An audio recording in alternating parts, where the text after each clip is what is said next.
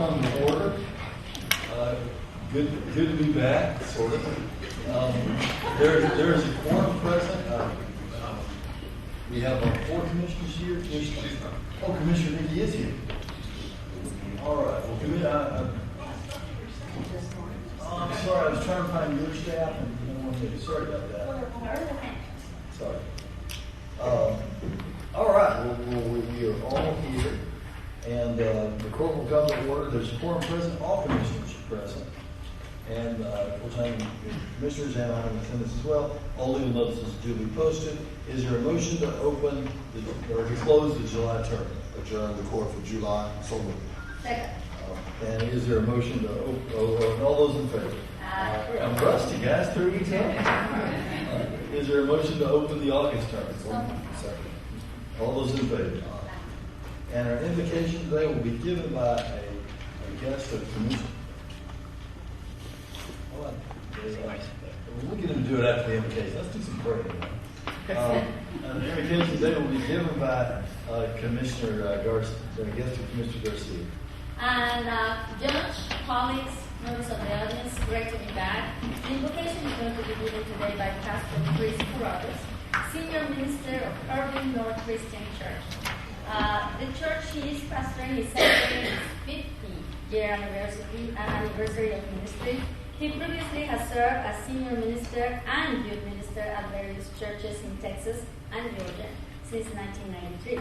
He graduated from UTA in 2000 with a BA and received a Master's of Divinity degree from Cantor School of Theology at Emory University in 2003. Pastor Carrollers and his wife Kristen made their home in Hurst, Texas, and have been married for 3 years, have 1 child, Miss Emory, who is 5 months old. Thank you, Pastor, for being here with us today. Thank you for your invitation. Will you all pray with me? As we pray today, O God, we ask for your blessing on these gathered here and for all the people of Dallas County. The officials gathered here have been elected by the people, and this court is called to do many things. We pray for the court's work, for the strength and determination as they carry out their duties, working for the greater good. We pray for the people of Dallas County, for those who have great resources and those who have little, for those who have called this place their home, and those who have just come. Oh God, we pray for the continued work of those that break down the walls that separate people and communities from each other.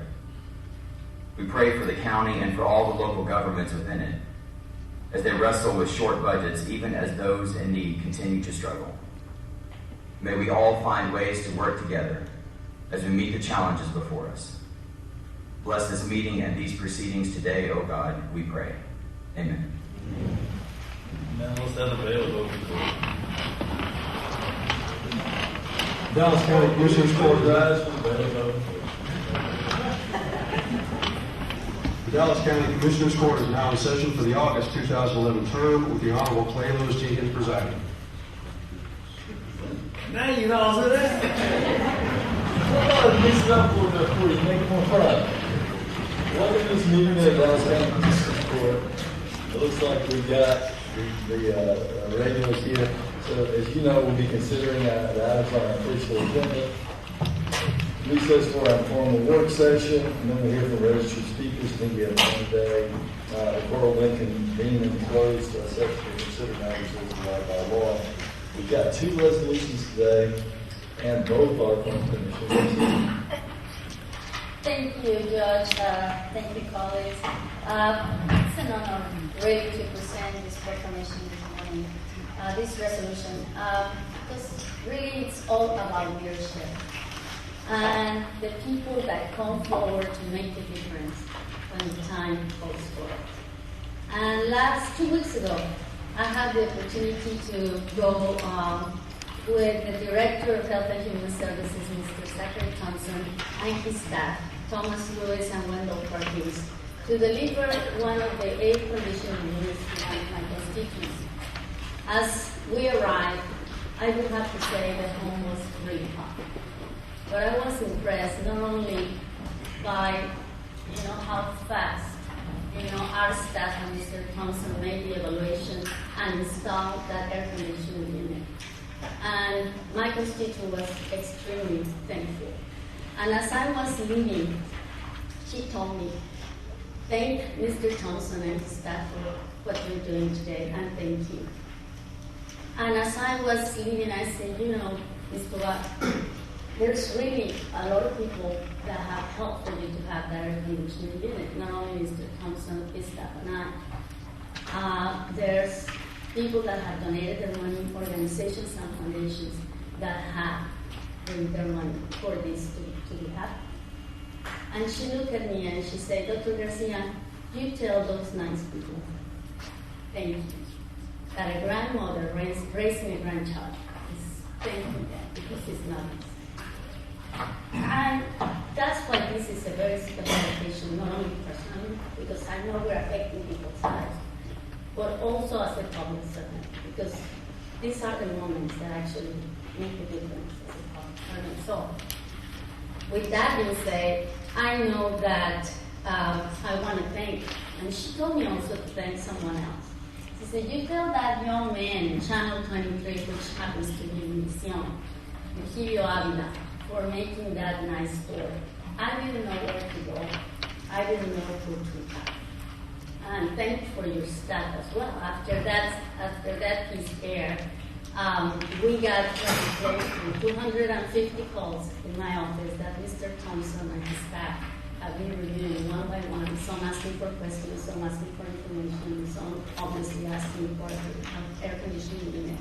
But this is the time to thank everybody that made this possible, not only the people that we're about to recognize, but the media. I know that I've seen not only printed media, but as well as TV, radio, everybody that has really taken this at heart. I know that I live in a country and in a county where 9 deaths, it's enough. And that we're going to continue to work to be sure exactly it's going to be finished. We're going to continue to work very hard to ensure that number doesn't go up. So, with that being said, and before I get emotional, let me go ahead and recognize some of the people that make this possible. Today in our agenda, Judge, we're thanking some of the personal individuals like Anna Arlinger, Albert Brewer, Kim LaPlante, and Patricia Kroll. But today, I'm presenting a resolution to the foundations that have come forward to help us.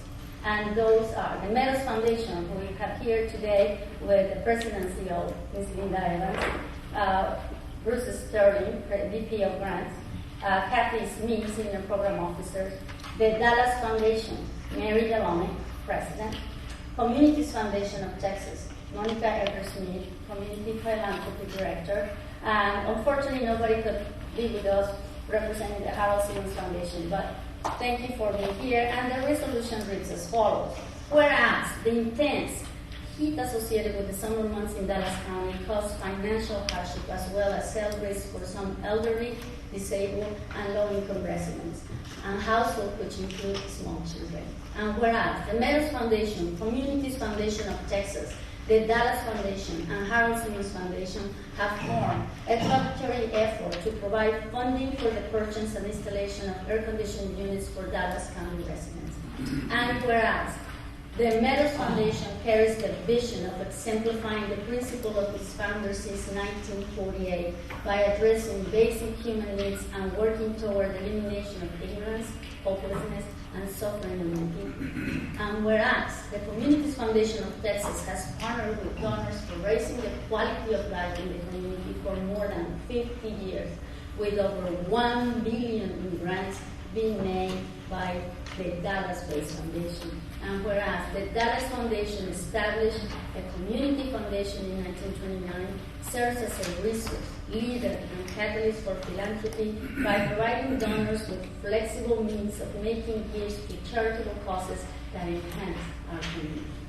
And whereas the Harold Simmons Foundation has been making grants and improving lives in the Dallas area for 20 years, supporting education, human services, healthcare, human rights, and and whereas collectively, this foundation has donated more than $750,000 towards the life-saving efforts of providing needy Dallas County residents with air conditioning units through Dallas County Health and Human Services Department. Now therefore be it resolved that the Dallas County Commissioners Court does hereby acknowledge the Meadows Foundation, Communities Foundation of Texas, the Dallas Foundation, and Harold Simmons Foundations for their colossal financial presence and support toward the health and safety of the elderly, disabled, and families impacted by heat crisis in Dallas County through their donations towards the purchase and installation of air conditioners in our county. So, Second. All those in favor? Motion carries unanimously. Before they come up, Dr. said, Mr. Thompson, will you please give the kind of the history of how much these foundations, and you're the only department in the state that's lucky enough to have this kind of. Right, this is one I can definitely take credit that we were involved with the Meadows Foundation from the initial aspect in 1998. All of the foundations have been instrumental in ensuring the Dallas County residents. After 1998, we had 35 deaths in Dallas County. And from that aspect, we were able to get additional funding to make sure, and I want to be very clear, without the foundation's funding, we would not be able to provide the AC units to Dallas County residents. The reason that we're able to get out there, identify the elderly, identify those with medical conditions is because of the foundations that are providing the funding to Dallas County Health and Human Services. So I wanted to be very clear on this, that there was no way from county general fund or from the state health department that we could be able to provide these services. So I wanted to make sure, but I definitely wanted to say the Meadows Foundation, Community Foundation of Texas, the Dallas Foundation, and the Harold Simmons Foundation, a combined effort to make sure that we're able to purchase 500 AC units, and my staff, as well as other volunteers, have chipped in to be able to install those AC units throughout Dallas County residents. And I want to be also clear that we don't pick a specific area. When they call our hotline number, we follow up on every call. Ms. Darning. I'm Linda Evans, President of the Meadows Foundation, and I want to thank all of you all for allowing us to be here and for giving us the privilege of working with Dallas County on this effort.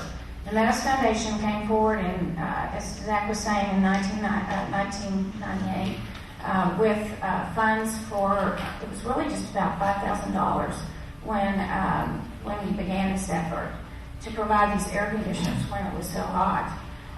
But we knew we couldn't do it alone, and so we formed a collaborative with our partner foundations, and it's been our real privilege to provide these funds so that people can be safe and live stress-free lives with these air conditioners. So I just want you all to know how much we appreciate Zach Thompson. He has been an amazing partner with us. He's very, very responsive. And so foundations we can move pretty fast, but we need partners in our government as well. So thanks to all of you all and to Mr. Thompson for letting us do this. Ms. Evans, I do also want to say, in calling her name, I know for the last 16 years, Kathy Smith has been an integral part of your team. I know she's sitting in the back and stand up and say, Thank you, Commissioner. Absolutely. She's a very, very valuable part of our Meadows Foundation family. Thank you for recognizing me. Good morning. I'm Mary Jwanek, and I'm president of the Dallas Foundation, and we're pleased to participate along with the other foundations in this really effort that helps the most vulnerable in our community. We know that Dallas County has funds to be able to help residents with their low-income residents with their electricity bills and also with some repair, but that you all didn't have the funds for purchasing and installing the units. So, as of today, we have created the Emergency Heat Relief Fund at the Dallas Foundation with a $10,000 seed grant from the Meadows Foundation. Because what has been happening the last several years is that we get into a crisis in the middle of the summer.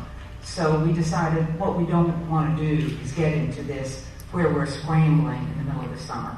So what we want to do is start this fund, which Meadows has seeded with $10,000, and I'm sure the others will also donate to this. But in addition to the foundations, we would like the public to be able to contribute to this, corporations, individual citizens. You can go to our website at dallasfoundation.org or send a check to Dallas Foundation at 900 Jackson Street, Suite 705, 75202. And we want to, our goal is to raise $100,000 before next summer so that we can guarantee that we'll have at least 500 units that can be installed. So that is really what we're hoping to do and what we're announcing today. And since 1929, actually, the Dallas Foundation has been connecting donors with causes that are needed. And so we're really pleased to be able to be part of this effort and to be one of the foundations that are involved in this. And so thank you all for giving us the opportunity. Mary, I just noticed in the court orders today that we had received $1,000 from a couple who sent to this fund. And I'm sure there'll be many others. And I thank you for opening this up to the public because people want to help. Right. And this is a great effort. And you all partnering together, getting the foundations to work together and reaching out to the public is a wonderful thing. And it shows compassion for those who have less in our society. Thank you. And now we have $11,000 in it. Thank you. Well, anyone else? Well, I just want to also point out that on the court order is a separate. We will move that to the foundation. Now, those checks came in before this was set up, so I wanted for the record to make sure that that's clear. We've got additional $3,000 that we got. So we will go ahead and process that as the county, then move it over to the new foundation. And I assume that you would. I was just pointing out how kind it was for people to care and be doing that. But you all have known that you publicized it and given people a venue to give money to. And also, we just learned that there is 11 deaths in Dallas County, and it's gone up since yesterday. So we have 11 deaths, heat-related deaths in Dallas County. And because again, these foundations have made an inroad into areas that we could not go into, and so we can't say enough about what they're doing. Zach, how old are the two people that died? They range from the two. They're going to be seniors. They're going to be two were seniors. So you're looking at an average age range of 40 to 91 years of age. I want to say to you, you'll have my personal check for me and my wife. It's something we've prayed about. But you'll have that by the end of the day. And I want to say to the public, people are dying, literally every day now. People are dying because of these heat-related illnesses. And the Bible is replete with instructions on what we are to do for the least amongst us, particularly in times like this. So I'd ask everybody out there, my political supporters in particular, I'm making a plea to you. Please help these foundations. Please get them this money so our health department can get the needed cooling. And to those who need cooling and are watching television, all 47 of Dallas City's recreation centers are open, and the West Dallas Multipurpose Center is open, and the MLK Community Center is open. Please go there. Please go cool off, because when it is above 80 degrees at night, your body doesn't get a chance to recover. Please don't be one of these now 11 deaths that we have here in Dallas County. Each of you is a precious human being. Most of you are elderly. If you need help getting there, call Zach or call my office. We'll figure out some way to get you to a cooling station. And Judge, I appreciate your saying this. We do need to publicize it, but let's not just put it for your political supporters. I hope that all of the public can get behind this. This isn't a partisan thing. This is something that we all need to have compassion for. Yeah, not at all. And let me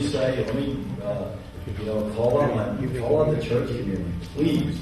The church and synagogue community, find it in your heart. Tony Evans has stepped up. The Oak Cliff Bible Fellowship stepped up just last week with $3,000 for the cooling fans that are going to the homeless center. Please, and I just said that to my political supporters because they seem to respond when I ask them for something. But churches, businesses, private individuals, find it in your heart to help with this. People are dying literally every day. Please help us.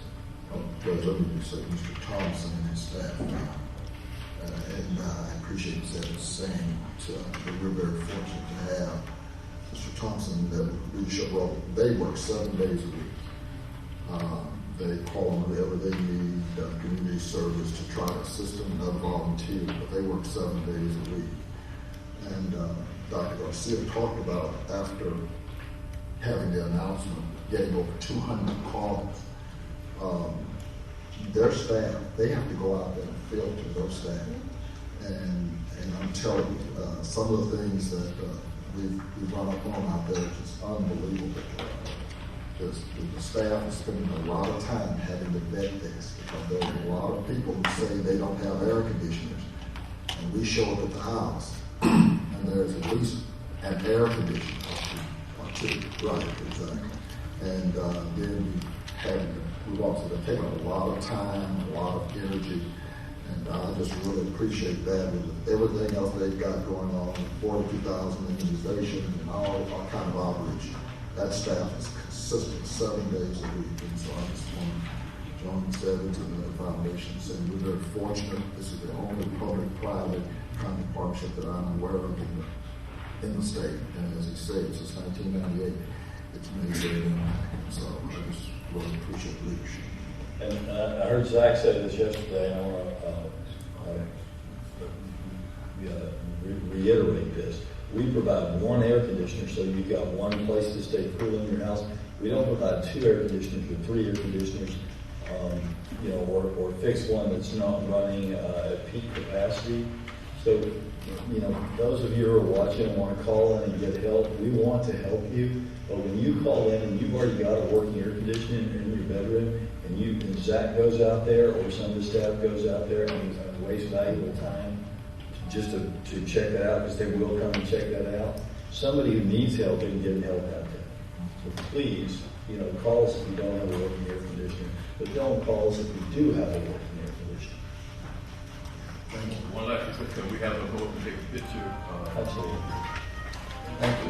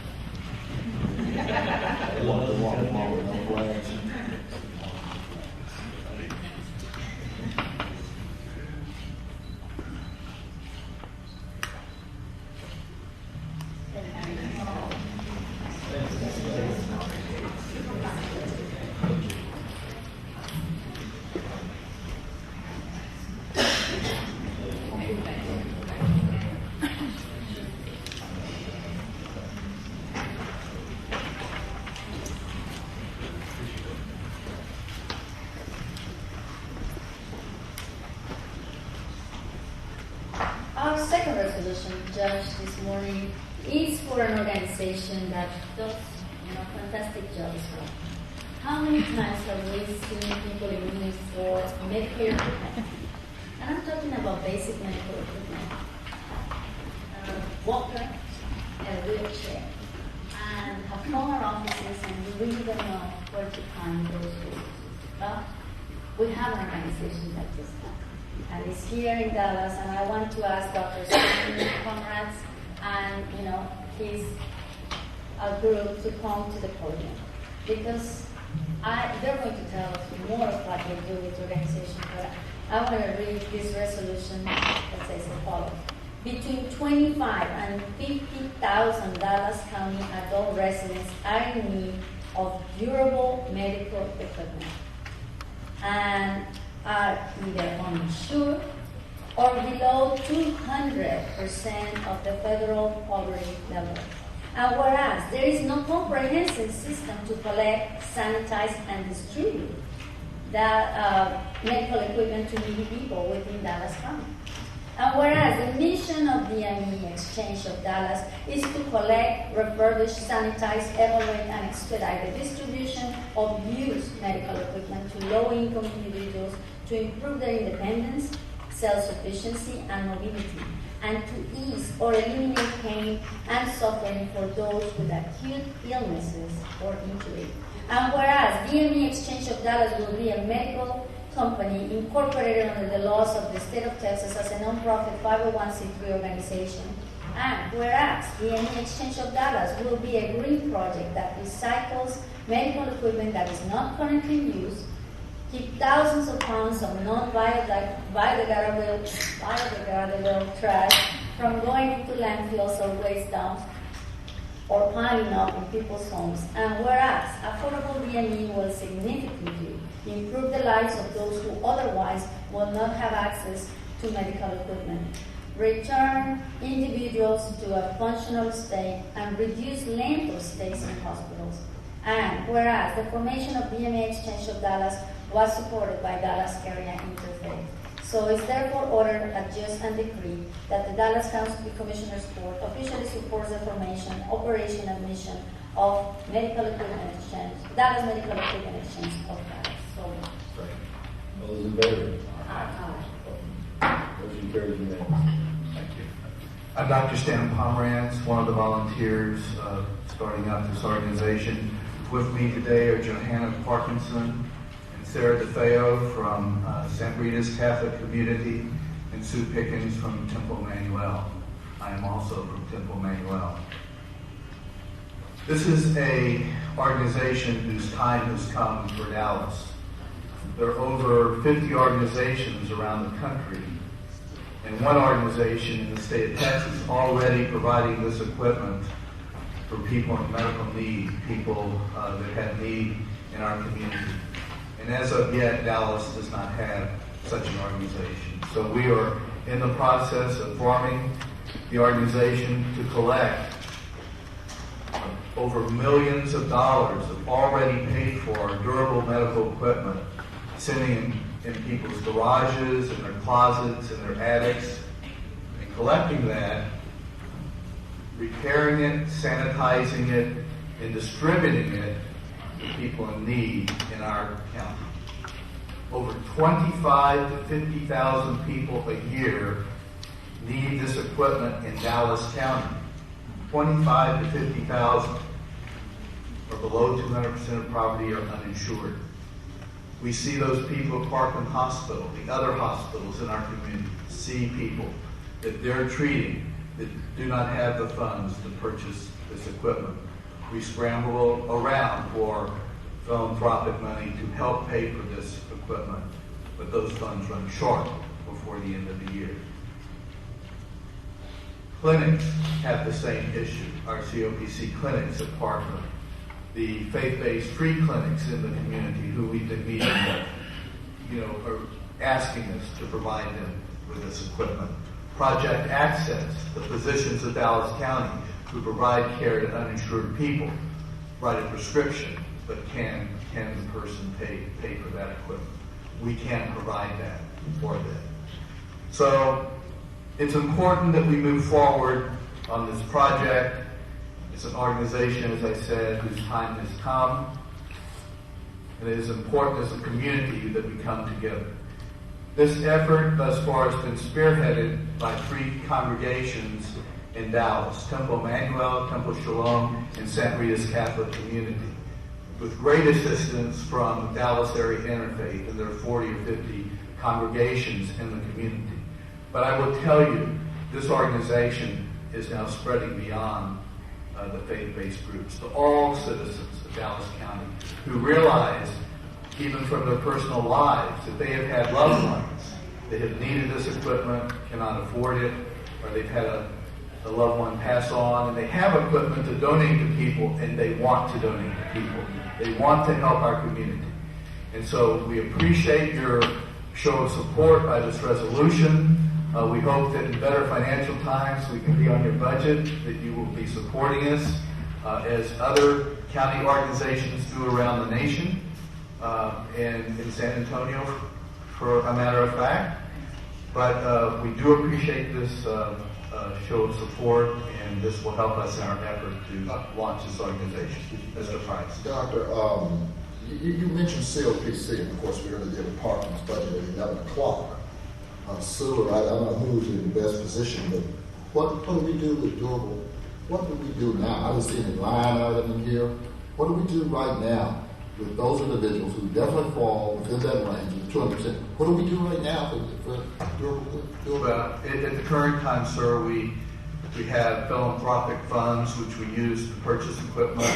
We go out, we talk to social service organizations or the DME companies, DME vendors sometimes donate equipment. Parkland in and of itself cannot collect used equipment. We don't have the resources to sanitize or repair and redistribute. That's a major, operation. So basically, we do what we can with what we have at the present time.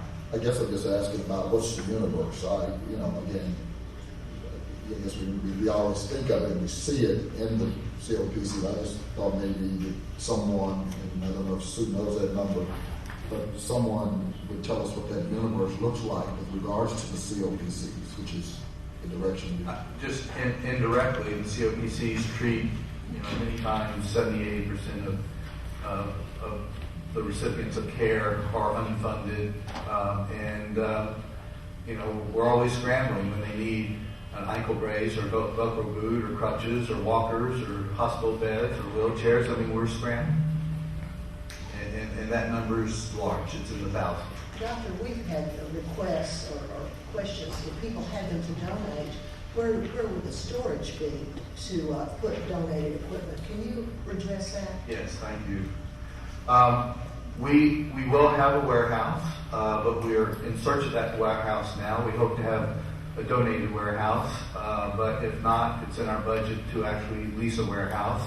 The operation in San Antonio has 10,000 square feet of storage space and repair area and sanitizing area, so about the 8,000 to 10,000 square foot size is what we'll probably need to operate in our county. And Judge, didn't you ask me not too long ago if I knew of a storage place, or did you know of some wheelchairs that were... I did, and I believe I did ask you. No, that's why I was asking the question, but you knew of quite a few that were donated or that people wanted to... Well, yeah, let's just take a show of hands. I've got a wheelchair right now in the trunk of my car. I've got crutches at my house and my Buddy Hill Feinberg shower chair somewhere in my garage. How many people have some durable, in this room, have some durable medical equipment that is just sitting in their garage or their attic somewhere? Most of it's broken already. I see some hands in this room.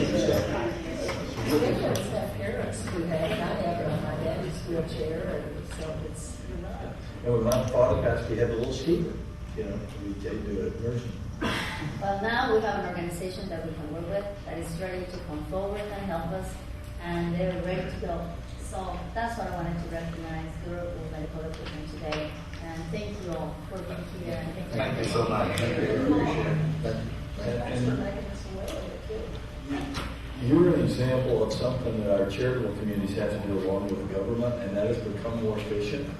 And this is a great example of how in these downtimes, all of us, private sector, charities, and government are becoming more efficient. In the past, we found dollars to buy new wheelchairs, while old wheelchairs filled up our landfills. And now we're going to be repairing those and getting those out. Before you go, and I don't want to belabor this too much, but you were telling me when you were in my office about the criteria for these scooters, which for many of our older folks is their only mechanism of mobility, and how when they break, they can't get a new one. Can you tell us how your group will be able to help with the scooter problem for the older folks? Well, basically, we will not practice medicine, so anyone who sees a physician, whose physician agrees they need this equipment, we will provide that for people below 200% poverty or uninsured. Now, even in the Medicaid program, if one is granted through the Medicaid program, if it breaks and can't be repaired before 5 years, the state will not provide a replacement within the 5-year period. You get one for 5 years. If it can be repaired, it can be repaired. So we can help areas of insurance where there are gaps, where people's equipment is broken, they're highly dependent upon it, they won't be mobile without it, and we can provide them with that. And we've talked to people passed on. They have 3 working scooters. I mean, they're ready to donate. Great. Thank you so much. Thank you.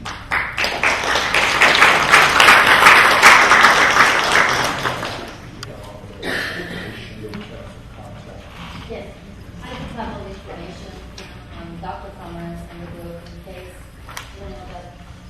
once they're moving forward, Commissioner, we'll have that. Thank you. And I want to say a special thank you to the Dallas Foundation, the Meadows Foundation, and the Simmons Foundation. Maria Rita, who's our Public Information Officer and our Community Liaison, spoke to those folks in this meeting, and they have agreed to finish out the $17,000 needed so that we can get cooling into all aspects of the Dallas Bridge, and hopefully we'll have those areas cooled in what, a week? And so that's just an example of how people in Dallas County, the private sector in Dallas County steps up to help those in need. And let's all give it up real fast for those 3.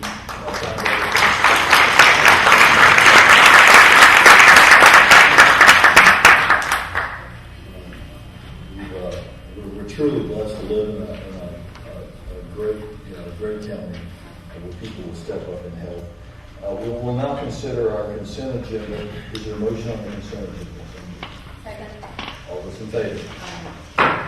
We've got 2 bids today. Is there a motion on the bid? All those in favor? All right, that brings us to Court Orders 11 through 54. Commissioner Garcia, you would like to pull or just speak on 2?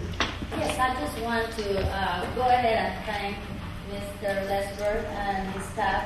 I mean, Court Order number 26 talks about some of the changes on the TIP, tax income finance district policy that we discussed before we went into recess. But with that being said, I'm just glad to see those changes. I think it reflects the moving with time, and as well as other municipalities have been able to use these finance policies in a more comprehensive way.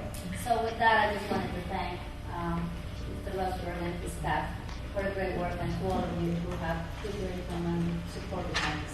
Good. I move Court Order 54. On Court Order 46, the correction should be first 12-month extension as opposed to final 12. And Judge, I would like to pull Court Orders 27, 41, and 54. For what? Separate voters? For a separate vote. Separate vote, okay. 27. 41 and 54.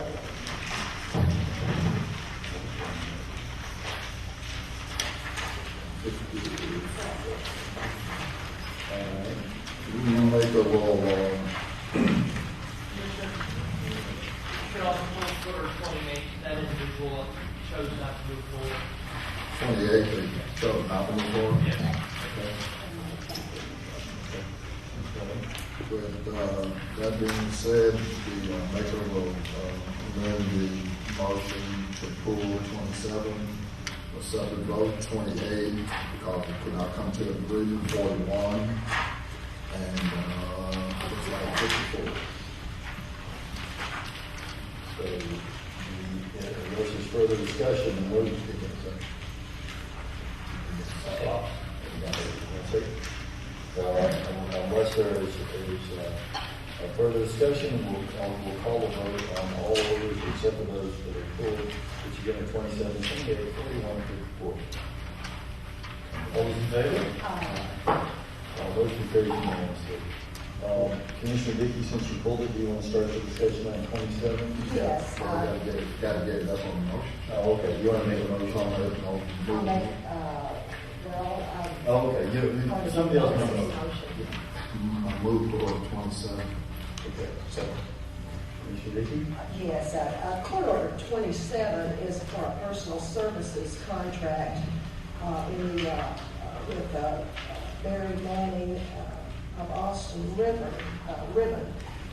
And it describes her duties. It's a $20,000 contract, and it says scope of services: reviews, analyzes, evaluates IT systems operations, provides technical support for users, conducts training programs. It's a list of things. My concern is that as of May of 2011, we had paid the Tatum consultants to consult on our IT system. We pulled up their invoices, and from August of 10 until May of 11, that was just a few months ago, we had paid Tatum $511,000. Now we're having this is stated as a personal service contract to do the things that Tatum, approximately that Tatum did, which was to review, analyze, evaluate our IT systems. Now, either either this is a duplication as stated, or it's or it just hasn't. The deliverables have not been specific enough because of. If we could real quickly, Rodney will explain. This is how we get technical staff on board at IT. This is the process we use. Rodney will explain the process for you, Commissioner, this is not duplicating what Tatum did. This is not a high-level analysis of the IT department. Typically, over the last few years, we've had difficulty through the recruiting process, through HR, of getting qualified IT employees. So we've gone through a number of vendors, Austin Ribbon and Computers being one of them, to bring consultants, contract to hire individuals. And so we bring them in, they fill in the position for 3 to 6 months, depending on the firm.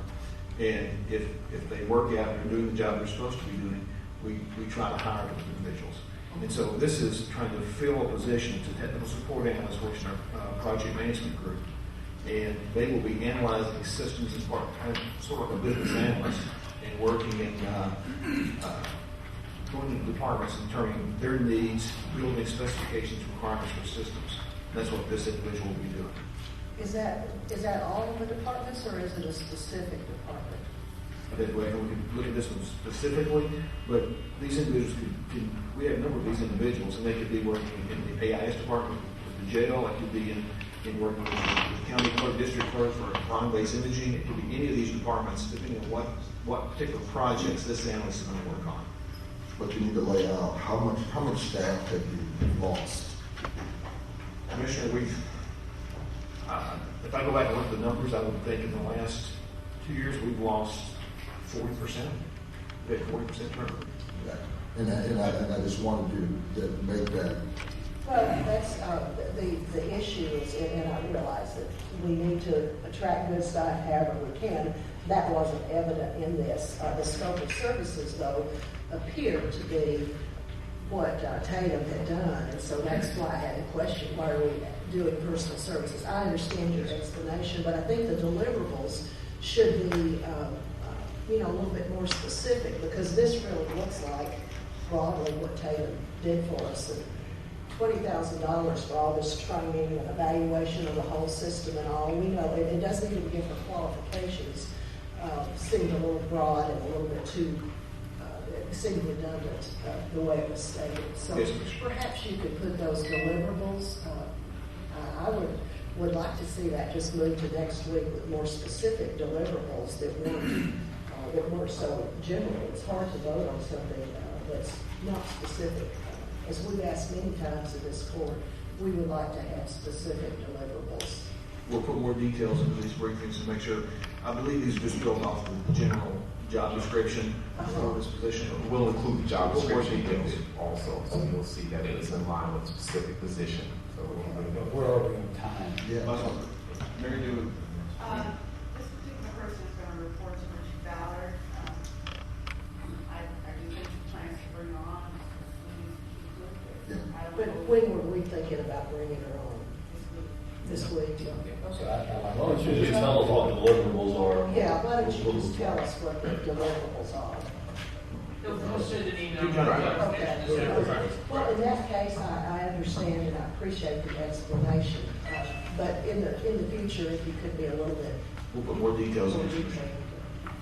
I had the same question when I saw Austin Ribbon Company. I think that they have moved into the quasi, I guess, headhunting or job filling field. Formerly, their genesis was they provided typewriter ribbons and other types of ribbons. That is correct. Yeah, my father-in-law, an insurance company, is called RLI. It used to be called lens replacement insurance because when contact lenses were hundreds of dollars, they insured those, and now they do different stuff, but they still have that same name. So it's a similar situation, right? Well, that's a good point because I didn't wonder about that. They've grown from a small business doing typewriters to provide resources right there. Thanks, Martha. I appreciate it. Okay. All those in favor? Aye. Aye. All those opposed? 41 is the first step, and then second. And Court Order 41 is I had some calls about our satellite communication system, and so I was surprised to see Court Order 41 today, that it's being briefed and voted on in the same day, and it was just, it says August 2nd, which was, we haven't had enough time as to discuss, to even look at this. So overnight, I was very quickly looking at the system, and frankly, I think this court, which pushes for transparency, when we have something that has to be briefed and passed so quickly without giving us time to look at it, it really bothers me. I notice we've had quite a few of these situations, and I don't see why we would have to brief and pass this all in the same day. I have some questions about this, and I'm just going to start with asking you what our hurry is and why we have briefed it and are trying to pass it on the same day. Thompson, you on? Well, I think the same question that Rick Ship had asked me. So let me kind of delineate for all the media. This process of briefing a court order was only due since the court has not met for 3 weeks, and so we have a timeline in which to execute a contract with the state and get it back timely. This specific contract is not related to satellite, so I'm confused on that. It's not related to satellite, so I'm confused on that aspect. Yeah. What is it? Tell us.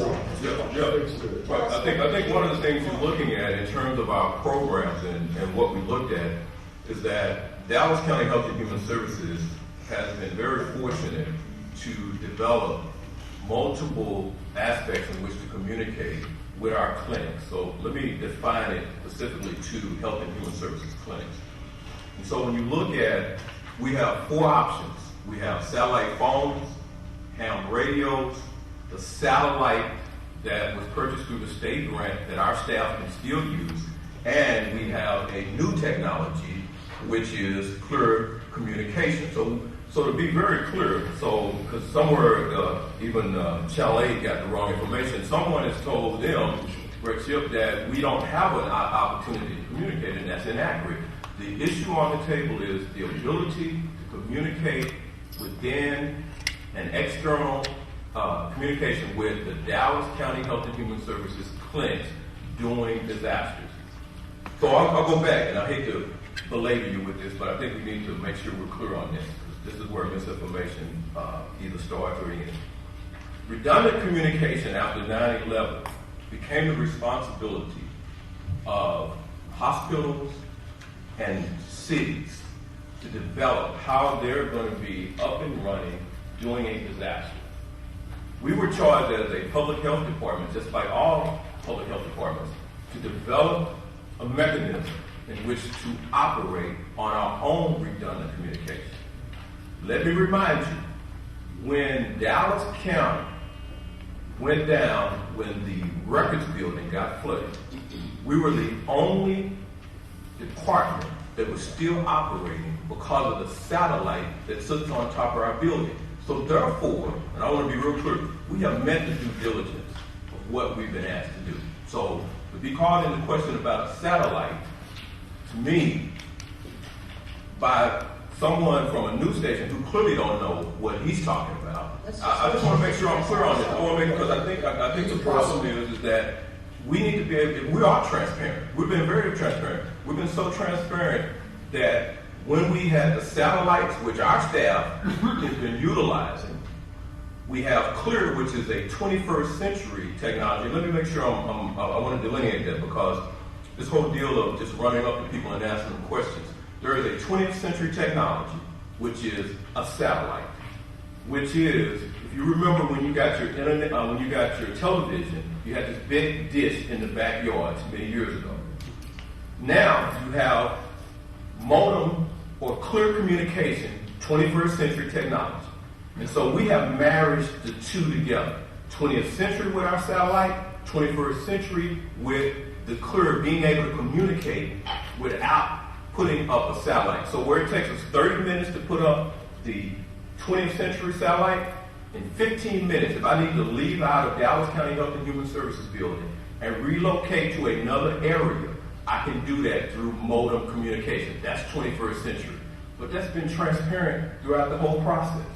I've done that in all of our clinics. I've run them parallel because I wanted to make sure that Dallas County was ready. But, and again, I'm just taken aback by this piece about putting something on the same day. Had we had court 3 weeks ago, I would have put it on the table and briefed it 1 week and court ordered the next. So I'm on a timeline, so I'm not rushing anything. I've never rushed anything since I've been director. Zach, one of the people who did call me was the man that you mentioned. Right. And I was... he's clearly wrong, and he's been wrong. Historically, he's been wrong. And he said that you have refused to talk to him on 3 different occasions. I referred that to the district attorney's office as I referred any open records request, which is the policy of Dallas County Health and Human Services, Dallas County, to refer that to the district attorney's office. Well, Zach, if the taxpayer pays for something, why are we keeping these? Why not let him see? I defer that to the district attorney's office. As long as I've been here, that's been but I gotta finish this. As long as I've been director, and before I was director, when we, and again, unless the court gives us a different direction, when we receive open records requests, we ought to refer those to the district attorney's office. Well, from what he said, he just wanted to see the satellite communications. And the DA responded to him, so he had his answer. Why would you be so worried that No, I'm not. Let me say this. I'm not worried. I just explained the 4 options. So there is no worry on my part. The only worry I have is how somebody can twist information and make it seem like there's no communication. And I'm not going to be a part of that. I refer that to the district attorney's office. Well, we're going past 41. We are being asked today to spend, and I got the itemization, $521,000 for this mobile mini climate control units. What are those mobile mini climate control units? That's on the court order here. No. The mobile mini, that's where again, and I guess maybe that's why he needs to ask his own question. The mobile mini is this. Well, no, he didn't ask me that. These additional questions. The mobile mini is where we stockpile various supplies, including our satellite system, gloves, hand sanitizer, all the things that we need to stockpile. And the state allows us to be able to stockpile any event that we need to bring this information. But let me add one piece to this that I think is key. We're the only one in Dallas, in Texas. Back to No, he was about to go sit down. I'm just Oh, getting no, him to stay there. Go ahead. Well, a court order dated July the 29th of '08, which was for approximately $616,000, was for climate-controlled storage units, 12 climate-controlled storage units. And that was did we purchase those? Yeah, we purchased them and we have those set up. We have two types of storage. We have at Uncle Bob's, we have storage, and then we utilize storage at Road and Bridge 3 to store some of our stockpile items. And they were the only ones that allowed us to be able to put those mobile units out there on their Road and Bridge 3. And thank you for allowing us to do that. And I was looking at the itemization on that, and it said that, and I checked with our offices here. Well, let me be clear. We may not have purchased all of them, but we are allocated. So just because you're looking at something on there doesn't mean that we had to purchase them. We bought what we needed. Yes. Well, it says the unit cost for those was $40,000. We paid, they cost $29,000. And then I checked on the unit cost of several other things. For instance, the Dell Latitude with docking station, that was listed for, and we were going to get 12 of those. Those were $2,100 each, and those cost about $269. That's up to purchasing. I have no responsibility over that. That's a person purchasing it. Well, I may not have the right person, but anyway, I checked on this. I didn't check on it by department. I just checked. No, but I want to be clear. When you bring up a question like that, that's purchasing. Dallas County Health and Human Services has no jurisdiction over what's purchased and the amount purchased. Okay, well, the Linksys wireless router, that was listed, the unit cost of $3,000, they were $349 each.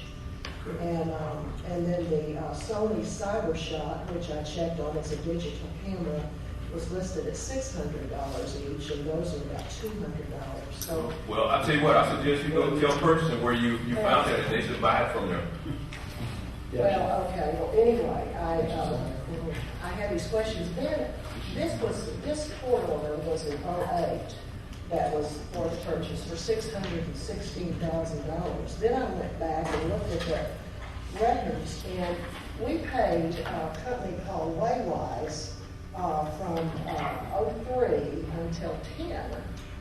Until 10, we paid them a total of $616,521.18. And I got this from our records. So my question is, why did we try to purchase, why were we trying to purchase in '08, and yet we were paying Waywise until 10 for these emergency communication climate control? Well, And my other question is, well, now I'm asking a question here that's important. My other question is, please try back into 41. When we stopped, well, you can look this up, but when we stopped this, I have it all here in paper. We stopped paying this in 10. What did we do with those satellite communications? And this is what I'm talking about. It says Waywise on it. What did we do with these in 10? I just explained.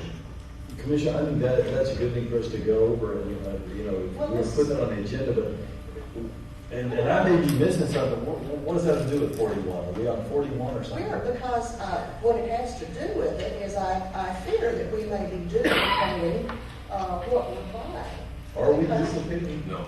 Is I just explained it. I just explained the process. That's where he gets the misinformation that there is no duplication. Well, am I missing something? Are there satellites in 41? No. Okay, this is. Okay, so in '08, this says climate. Y'all approved it in '08. You should have discussed it in '08. It's called. It was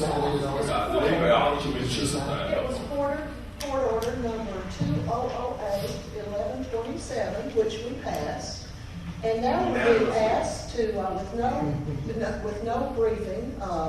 We just have to do it today. We're asked to do climate-controlled, mobile mini-climate controlled units. And these are climate-controlled units. Now, there may be a difference, but the wording's kind of the same. Then we go back to 03 to 10, which overlaps this 08.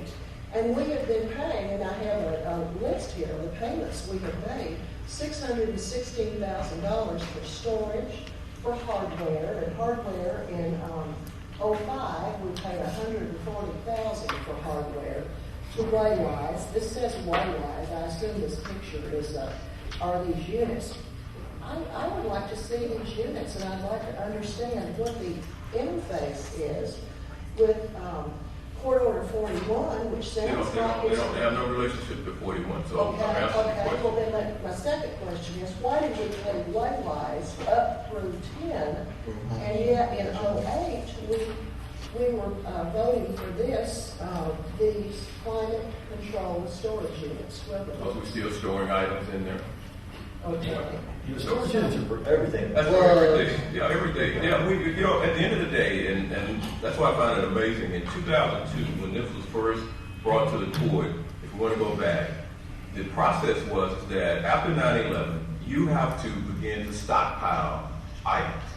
We utilize these mobile minis. We utilize Uncle Bob to be able to store items that I can't store in my building, or the Dallas County has no capacity to store these different items. And so during an emergency, we have the ability to roll it out. If not, I would have been having a discussion on why we don't have stockpile items. Now I'm calling in question for having stockpile items. Well, a couple of questions. One is, why we're already paying storage, so why are we going to pay additional storage? No, that's a continuation of the storage. Every year you got to pay rent. Okay. That's what that is. Continuation of paying rent. Okay. Is there an increase in? No, it's the same. But I'll just show you how we're going down a road that I'm briefing something as a continuation to be able to pay for rental or to be able to acquire new medical minis to be able to store them. This is for hardware. This is for this is not just about storage. It's about mobile mini climate control units, a scanner. It says $121,000 for postage. It's not itemized, so I asked that it be itemized. I can't imagine voting for a court order that's $520,000. It's been the same court order that you voted on it in previous years. And we aren't being given a chance to look at it. We'll drill down on it, but the same order you've received since you've been a member of the court. Oh, come on. In 08, maybe so, but now we come up with redundant. I'm saying, why the redundancy? Another question that I have is that the Go kits. That was, you said the Clear technology. Is that who?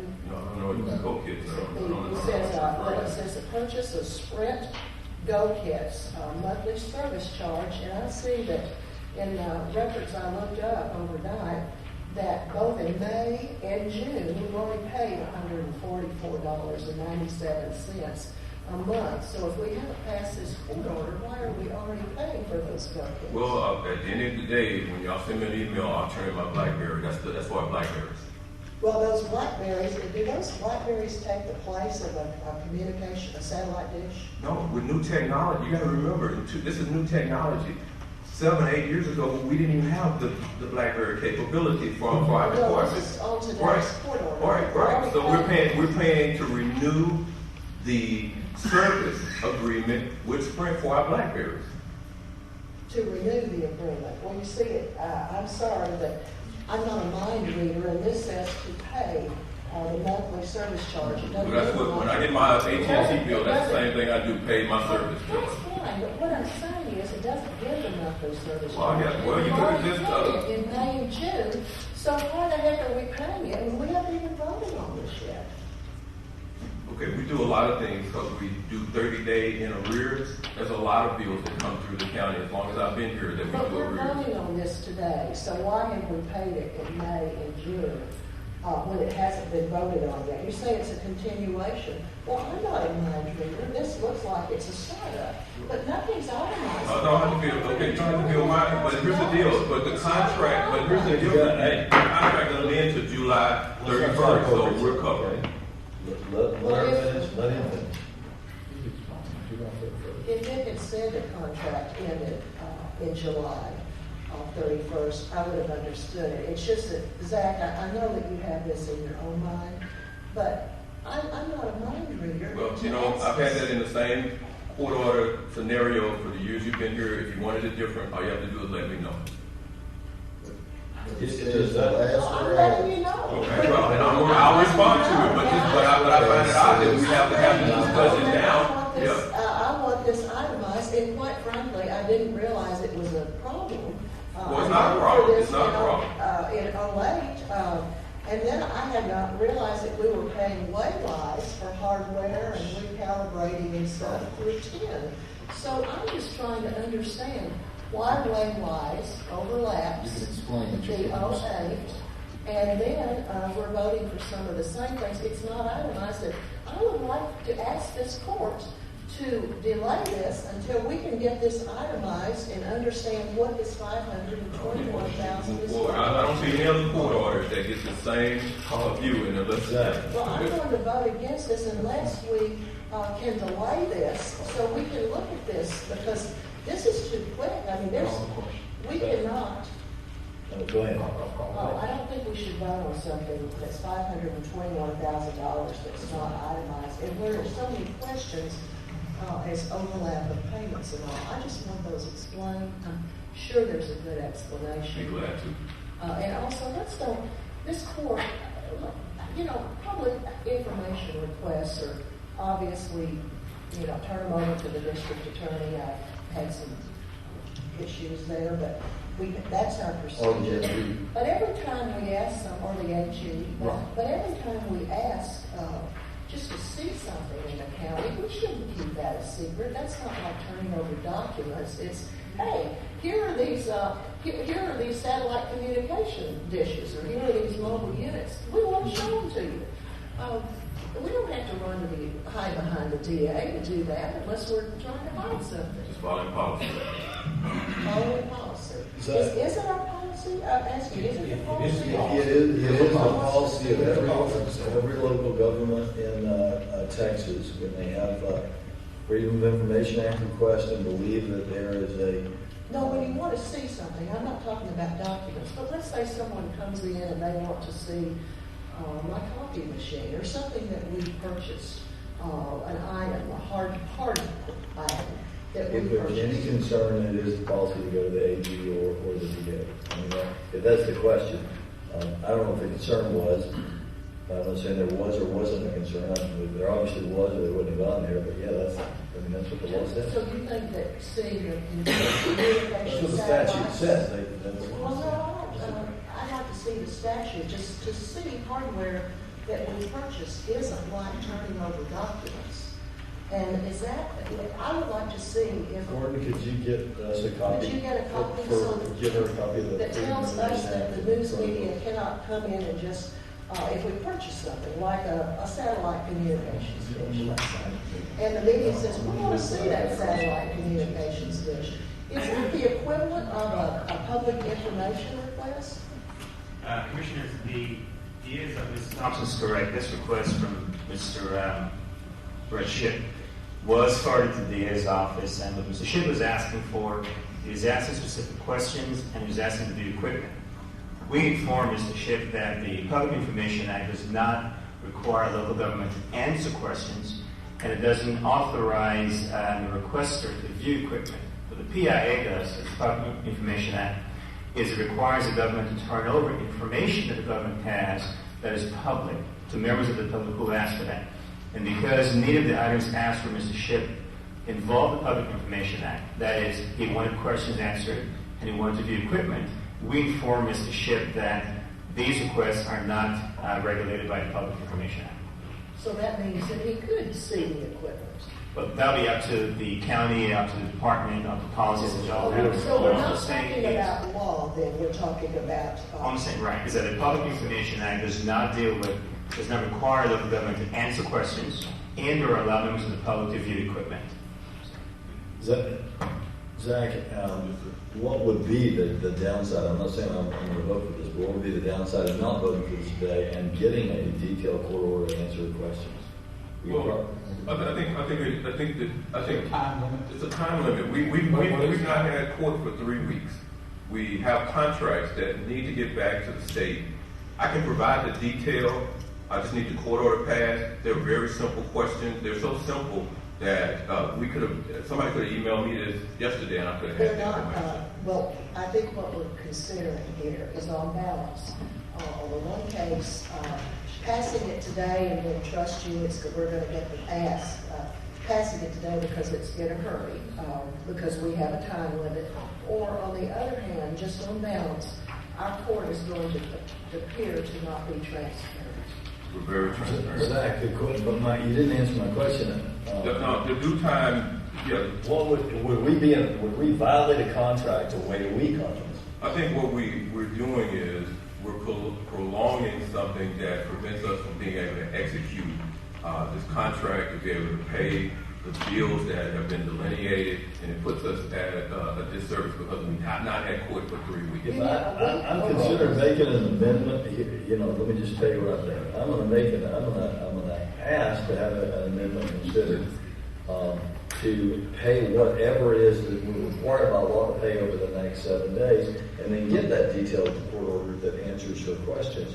Is there anything that we're required to pay in the next 7 days? Well, what I find amazing about this is that in the contract, it has everything in it. Yeah, I don't see why it's a delay when these are not anything that's being asked here. This is a contract between Dallas County and the Department of State Health Services.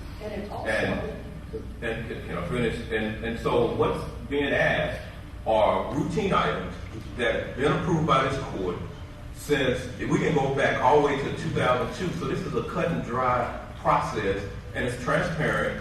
But to be, I just think it's something that we just need to move forward on. Well, I brought up legitimate questions. If this court cannot be transparent enough to delay it for a week so we can get this answered, then I think that we have some serious questions. Also, this court needs to look at this policy of not allowing the news media to look at our equipment. This is not giving out documents. This is not a PIO as we see. But if we have this policy where no one can call this court transparent. I think that if there's not, I still haven't heard a timeline from you that if we don't vote today, that we're going to be in default, or we're not going to be able to get the contract. Right. It takes the time frame in which the state gives us the contract. They're asking us to turn these around as quick as possible. They understand a 2-week process. And so what we have bills that we need to pay, we have salaries that we need to pay, we have certain other items that are listed in there that we need to pay that are on a time limit. And for 3 weeks, we've not had court. And so this puts us behind the curve in being able to execute the last whereas says the term of this contract is August 1st, 2011 through July 31st. That indicates, did the contract expire on July 31st? Yes, and now we're in a new contract and we need to execute the contract and move forward. I'm willing to provide any documents, but we do that all the time here at the court. As long as I've been here, we've provided additional information. Exactly. I'm not a land reader. I just know what's on this document. But this contract, you say we have salaries to pay. This contract adds a couple of positions, but these are not positions that we already have at this time. Well, I think we do have one, but we have additional that we're asking. But at the end of the day, I'll give a detail. This court, I believe you, and I'm not questioning your integrity at all, Zach. The question I'm asking is if we can wait a week, or if we need to pay anything, I want to make an amendment to pay what needs to be paid this week so she can get the detail that she's asked for. She's going to get the detail just like everyone, other departments get that same. I'm a commissioner, and I need these details. To play this until 2 o'clock today, let Zach go. That's right. Would that be acceptable to everyone? That's fine. Because also, colleagues. No, I think we need a week. 2 o'clock today is not right. That means all of this part, all of this media will not be saying that is not transparent and that's not acceptable. It's a simple. There's another issue, colleagues. Not only this contract already expired. When we were briefed about the series. What you said? I'm sorry. I'm sorry. My concern, colleagues, and that's why I will support to wait until 2 o'clock. But I agree. This has to be passed today. We're already before the fire. I don't understand understand The why it second- has to be passed, and 2 o'clock does not give time to look at the. The other issue that I have concerns about is the city's readiness initiative. When you bring that item to this court, you mentioned that this is in coordination with other entities as well. How does that affect that? Well, what it does is we're in a situation where other cities are expecting us to be operable, and we have a commitment to do there, to be that, and I want to pay the bills that are required. But the delay is based on a news media and outlet asking a question that is simple. I just find it odd, and I've not seen any other department have to go through this process. Zach, that's not what's happened, I don't think. Now, maybe there's some people that are interested in what the news media wants. I'm trying to look at this fairly. I think the question before us is exactly what are we spending $521,000 on? That's what I'm hearing from Commissioner Dickey, and what I want to make sure that we know precisely. If we know by 2 o'clock, great, before we go. But Judge, I'm saying, my point is, anytime we've had questions in the past about a contract, any commissioner has made themselves available. I've made myself available. We've laid it out, and I'm willing to do that. But at the 9th hour, I'm not critical of you at all. No, I'm not taking this critical, but I just think it's odd that we're talking about a contract that needs to get passed that has no bearing. Any of the questions that have been brought up has no bearing on Court Aug. Wait a minute. I didn't see this until this book came out, so it's not as if we've had a week's time. Last Thursday. So, I just think this is an unusual situation because we have that out. Well, the books have been coming out for the same time for the last 2 years, every last Thursday. So, Last Thursday. Okay, what it tells us is that we don't need the 3-week vacation. I voted against it. Last Thursday. I voted against it. And I was here today. Last Thursday, the books came out. And most of us, whether we got this or we got a parking budget, we have been in communicating with people every day. The question we wanted to have. Let's don't go down a rabbit trail about our vacations. I think that I don't feel that we've had enough time, and that's the issue. And the other issue. And I second that we don't want to go to the rabbit trail of vacations. Yeah, okay. And the other issue is I want to know about the waylines going up to 10. That's not 41. That's what I'm saying. We're going down a road that's not right. It's not 41. Get the information on 41. I'll give you all the information on 41. And then provide all the information to you. That's good. Thank you. Are we waiting until 2 or you? I would like to wait until 2, and we'll vote to wait to 2. Commissioner Price has asked that we call the question. I'll go call. I'll agree with you. All right. Wait till 2 o'clock. Do we have a consensus to wait to 2? If we don't get the information that's satisfactory to any to us, we're going to come back at the court. 2 o'clock, we'll come back in the court. Or we're going to be here that long with parking, because parking is at 11.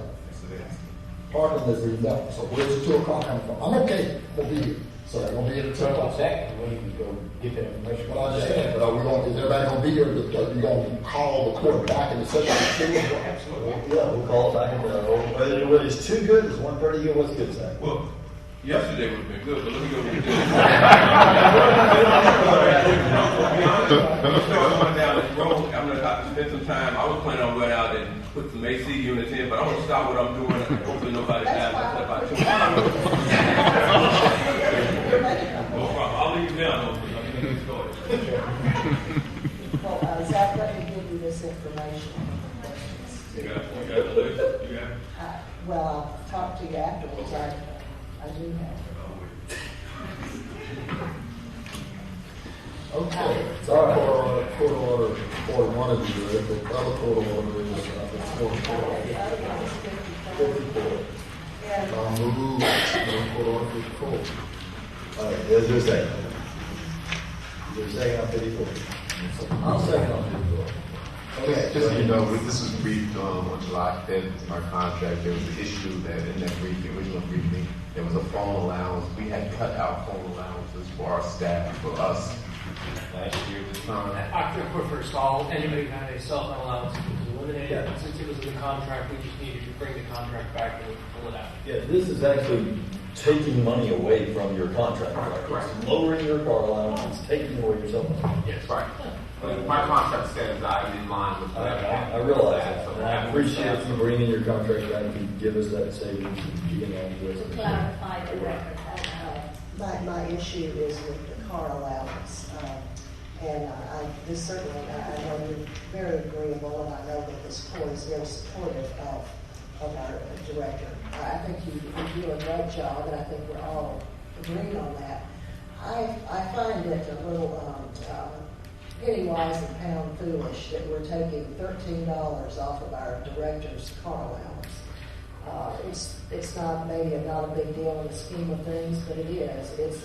We're lucky to have this guy for the amount that we pay, and this is just my feeling about him, and I think it's an insult to take $13 off of his car allowance. I think before we do that every commissioner here ought to give up their car allowance before we start taking it out of valuable staff members. As usual, with the information, can we get the correct information on the table, on the record? Can we get the correct? That is not correct. If I may clarify, those individuals who do receive car allowances, which is about 32 people, sheriff, captains, chiefs, some department heads, elected officials, their car allowance is adjusted based on the IRS rate, just like our mileage, and the IRS rate dropped last year.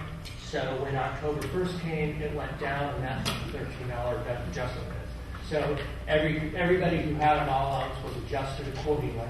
And so this, as I said, really the contract shouldn't specify amount. It should just say what is provided with other county employees of equal status. It bothers me that we get a set car allowance as commissioners, and we're cutting it by a few dollars on these 32 people who work very hard for this county and are absolutely pivotal in the county. So I am going to be against number 54. I think all yours dropped off. Ours dropped. I would like to point out something. We get paid so much more than our staff does in most cases. I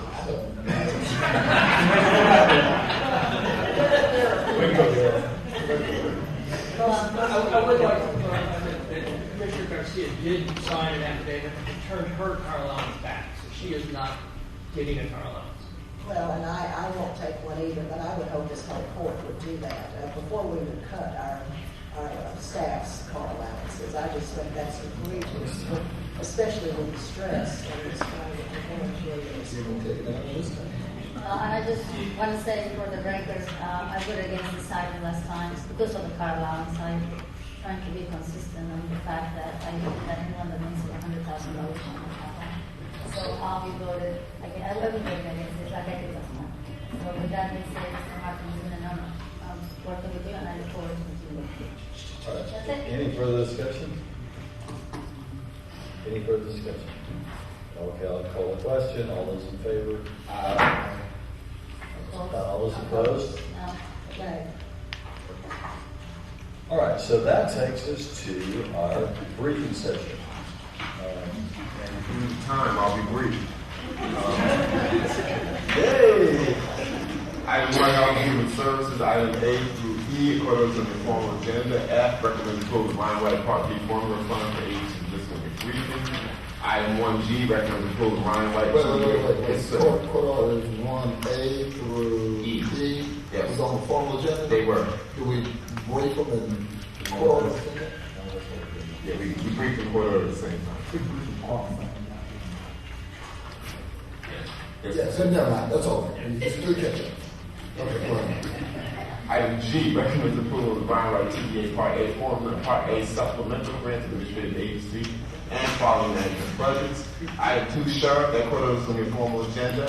Item 3, Auditor submits a profile and annual assessment due to the first administrative judicial region compliance with Texas Government Code. Item 4, Office of Information Technology. A was pulled. B and C, those court orders are on your formal agenda. And again, these were due to not having corporate 3 weeks, so you have to get a number of items passed. Item 5, Public Works. 5A, recommends the City of Grand Prairie be authorized to sell specified properties, including in their briefing by sealed bid. Item 5B, recommends the Commissioners Court rescind Court Order 2000-1970 and adopt a proposed fee schedule for the recovery of personnel and overhead costs incurred by Dallas County in connection with the activities associated with struck off properties. Item 5C, recommend approval of supplemental agreement for the Main Street Beltline Road FCIP Project 12105 from Interurban Road to US 75 with the City of Richardson. Item 5D, agreement approval, recommend approval of the project-specific agreement with the City of Mesquite for the Lawson Road MCIP project. And 5E, that quote is on the formal agenda. Item 6, planning and development, recommends the county increase its participation in the Davis Garden TIF district from 55% to 75%, and add an additional 5 years if that time is necessary. I believe Rick has talked to folks about that. Item 7, Commissioners Court Administration recommends approval of the revised section of the county code as shown in the agreement attachment for inclusion in Dallas County Code. This has been sent out for 30 days review. Item 8, budget. 8A is conference travel training request. 8B, you have hiring fees exceptions in the district clerk, sheriff's office, tax office, DA's office, IT, public defender, health and human services, criminal justice department, and the juvenile department. Item C, that quote is on the formal agenda. D, recommends extension of the integrated child support cooperative agreement for 1 year at the same service rate and level. And E, that quote is on your formal agenda, and that concludes your briefing agenda. You have Yes, ma'am. I'm sorry, Commissioner. I just wanted to, point out page 32. Yes. Which under item 10, colleagues, this is the form that for voluntary. Yes. And one of the things, that we discussed a few months ago was that we couldn't do it mandatory. But I think it's something that is in our information package that is extremely important. And I asked Mr. Heifel, I know we cannot do it mandatory because the state does not allow us to do that. It has to be voluntary. But Judge, just for the public, for the listening audience, I want Mr. Heifel to express how important this is under our transparency rules and, our ethics. Commissioners, you adopted a requirement that lobbyists register to come to speak to you. The registration is voluntary because under Chapter 305 of the Government Code, there is a requirement there, but that law only regulates lobbyists at the state level. And while there is no specific authority that a county has or local government has to make lobbying a required activity, there are other statutes or criminal statutes that regulate the interaction between legislative bodies and the individuals who are lobbying on behalf of themselves or businesses. And so you're correct in that the requirement to register that we have for lobbyists is voluntary because there's no specific law that authorizes the county to make it mandatory. Thank you, Mr. Michael. Also, on page 33 are some of the Dallas County minority women business specifications. And I wanted to thank, and I don't know if she's here now, Libby Crawford, for continue to work by herself because this is a staff of one. And you're here, so I just wanted to thank you for all these specifications, the big school requirements. The reality is we still have a long way to go, but I appreciate the hard work in putting this together. And last but not least, on this equipment, surplus equipment that is going for sale, and all this money is going to the general fund, if I'm correct about that. I am a little concerned of the fact that we still have handwritten inventories, and I discussed this with Mr. Martin, our administrator. I know that we're behind when it comes to IT and ways to make this a little bit more not only professional, but it concerns me. Just so you know, we do have talking about encryption. We do have an electronic format. The department is not using it. They were instructed today to use the electronic format from this point forward to submit these. So you will not see these come. Why are they not using it? That's a good question. We will check with them, but it won't happen again. And they have been told. And may I make one comment? I noticed today that we had 18 items. Out of that, 8 of those were on the formal court agenda and on the briefing agenda. This is happening too much. Unless we have to be briefed and vote on something Sunday, and there's a very pertinent reason for it. This has just been going on too much, and we need to be careful about doing that because we don't appear to be transparent to the public. If we are rushing things through and nobody has a chance to examine it, even the commissioners. Well, let me say this, because I do want to get the information timely, but, I've sat on this court where there were 3 members that controlled this court previously, that they would put out a notice of something that's on the agenda that wasn't on the agenda, do an addendum at 4:30 on a Friday, not even brief it and put it on for a court order. So I find it a little well, rather than unbelievable, rather than fighting over past things, it worked well for you back then.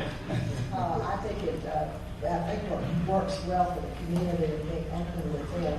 And these court orders that are done and briefed and passed on the same day generally it should not happen. We'll work with departments to limit this. And it gives the public a chance if they see something to ask questions. And Gerald, we have limited that.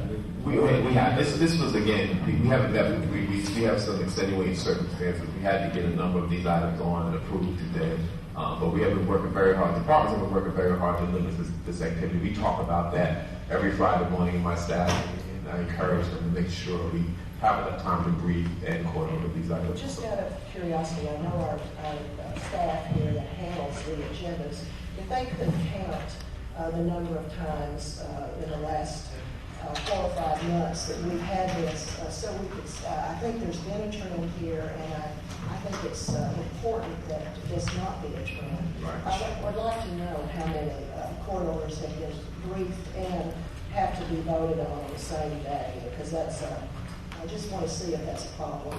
And that is a good idea. Well, I'd like you to look back last year, the year before that, and see if our trend, because I think that was one of the worst things I saw in the prior court was that lack of transparency.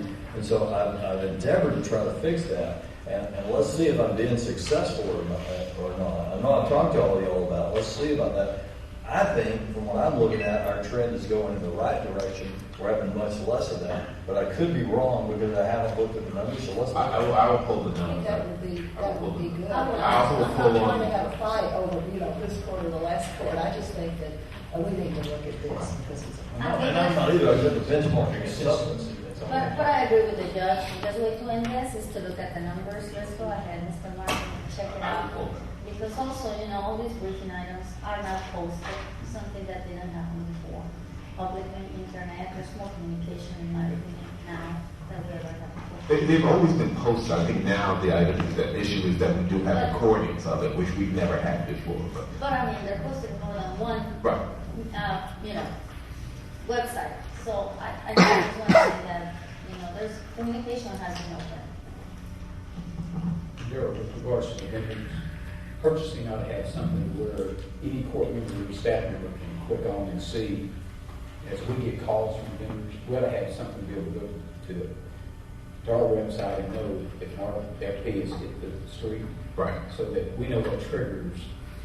There no, we should have some kind of to know what's currently out on the street as RFP. So when you get a call from a vendor, you can ask the question, have you filled out a voluntary, or I can't talk to you during this period.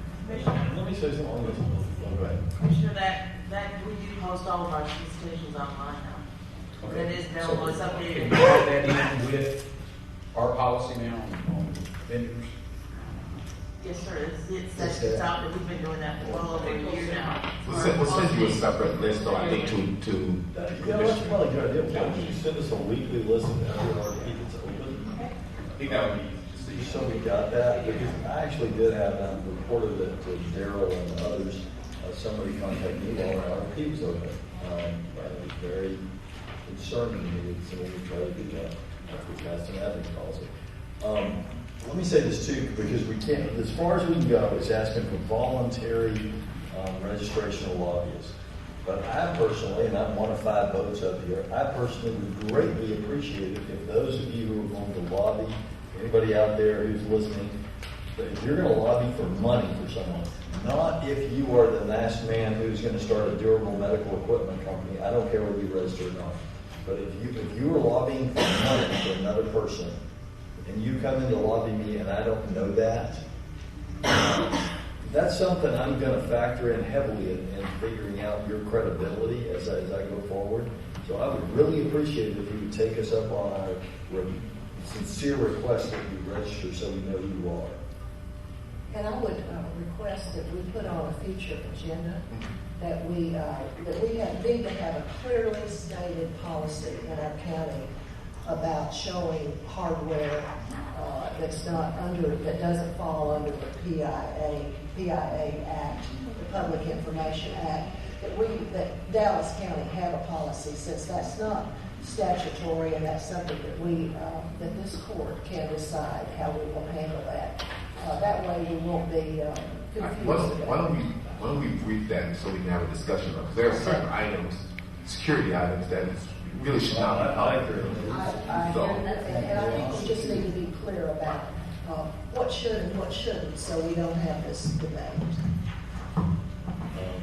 Is that it? That's it. And just to remind folks, we have a closed session, and we do have Parkland coming at 11, so we don't have a lot of time.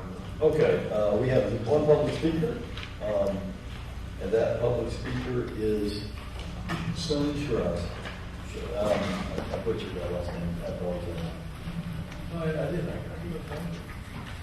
Sorry, I thought I misread that. No, that's all right. Wrong contact. Before you speak, and no reflection on you, you always read the rules. Bailiff, please read the rules of public speakers.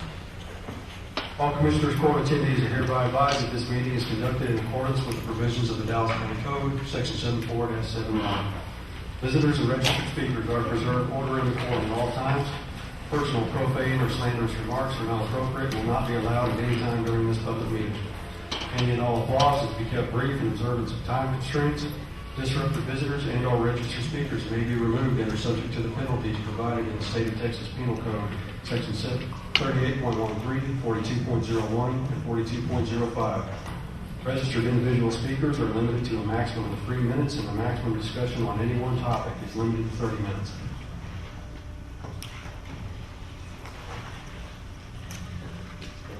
Please, when you're ready, you'll need to state your name and address at the beginning of your speak, and when you hear the second, finish your sentence. It's your time to begin.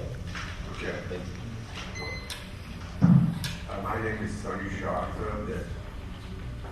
I'm living at 1833 1 Rockington, Dallas, Texas.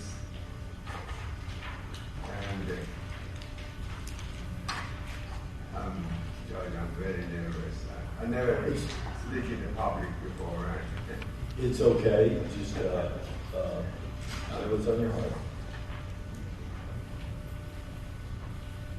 Okay, the subject we want to talk about today is, how we can improve the, economy and create more jobs.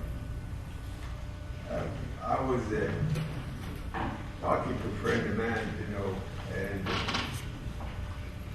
they got into this subject, and he actually asked me to come over and just present that job, maybe they be able to improve it by it's about the landlord and the investor. It's the landlord basically creates a lot of problems for the investor. I have seen it many times. Landlord coming to the town, and the investor coming to the town and wants to invest some money and create a construction, create job, and for the future too. And the investor, he's looking for the land on the corner of the city, for example, Commerce and Houston. And anything he has to pay for the landlord, and he doesn't get any money left to start a construction. I guess the city or county needs to step in and, come up with it. Lawmaker needs to come up with it.